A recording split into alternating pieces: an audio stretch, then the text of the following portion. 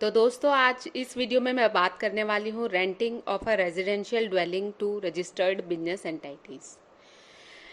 ये एक notification number है 5/2022 central tax rate dated 13 July 2022।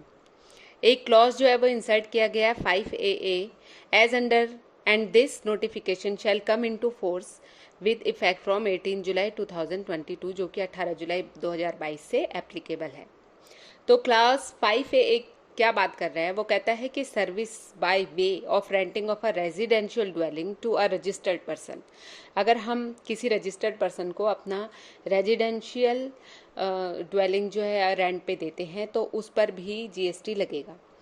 तो बहुत ज़्यादा कन्फ्यूज़न है कि कौन देगा जीएसटी, किस पे एप्लीकेबल होगा, कौन चार्ज करेगा, कौन नहीं करेगा, क्या कंडीशंस हैं उसके लिए। तो मैंने इसके लिए एक आपके लिए टेबल बनाई है जिससे आप आसानी से समझ सकते हो कि GST on rental of residential property पे।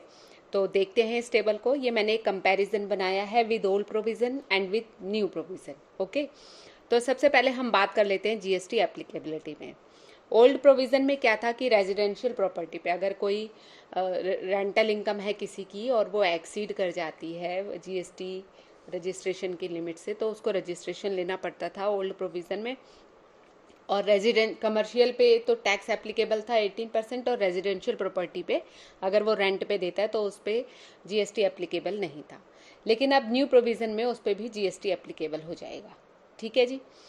अब उसके बाद जीएसटी का रेट क्या है? ओल्ड प्रोविज़न में एप्लीकेबल नहीं था उस पर जीएसटी, इसलिए रेट भी कुछ भी नहीं था रेजिडेंशियल प्रॉपर्टी पे। न्यू प्रोविज़न में क्योंकि रेजिडेंशियल प्रॉपर्टी पे एप्लीकेबल है जीएसटी, इसलिए रेट है 18%। अब ये देखेंगे कि ये रेट और ये टैक्स जो एप्लीकेबल है वो किसके ऊपर है। तो सबसे पहले हम बात करते हैं लायबिलिटी ऑन रजिस्टर्ड लैंडलॉर्ड। ऐसा लैंडलॉर्ड जो कि रजिस्टर्ड है। तो ओल्ड प्रोविज़न में क्या होता था, उसको एग्जम्पशन मिलती थी रेजिडेंशियल प्रॉपर्टी की कि उसको कमर्शियल पे तो जीएसटी चार्ज करना होता था, रेजिडेंशियल जो है उसका वो एग्जम्प्ट होता था।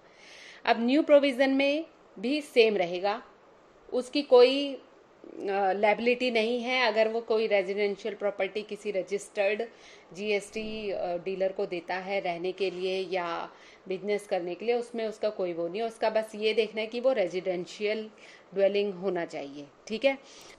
Liability on registered tenant.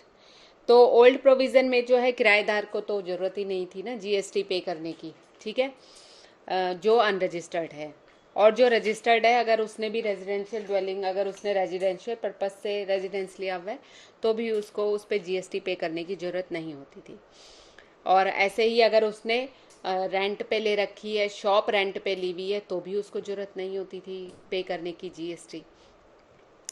लेकिन अब यहाँ पर है कि नए प्रोविज़न में क्या है कि आपका टेनेंट जो है उस पर ये एप्लीकेबल होगा, उसको पे करना होगा अंडर आरसीएम अगर वो रजिस्टर्ड पर्सन है। और अगर आपका जो जो आपने रेजिडेंशियल ड्वेलिंग अगर किसी को रेंट पे दी है और वो वहाँ पे अपना बिजनेस कर रहा है, तो उस ना तो रजिस्टर्ड लैंडलॉर्ड को ज़रूरत है जीएसटी पे करने की उस पर, और ना ही उस अनरजिस्टर्ड टेनेंट को ज़रूरत है उस पर जीएसटी पे करने की।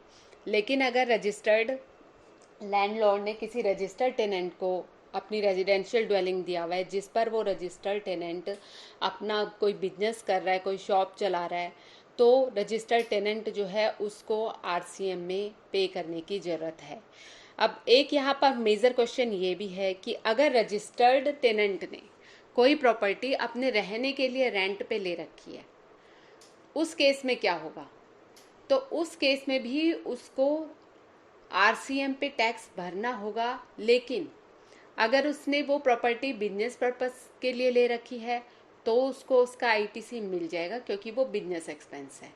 लेकिन अगर वो प्रॉपर्टी उसने अपने रेजिडेंस पर्पस के लिए ले रखी है, रहने के लिए ले रखी है, तो उस केस में उसको आरसीएम पे जीएसटी तो जमा कराना है, बट वो जो है उसको उसका आईटीसी नहीं मिलेगा एज पर सेक्शन 17(1).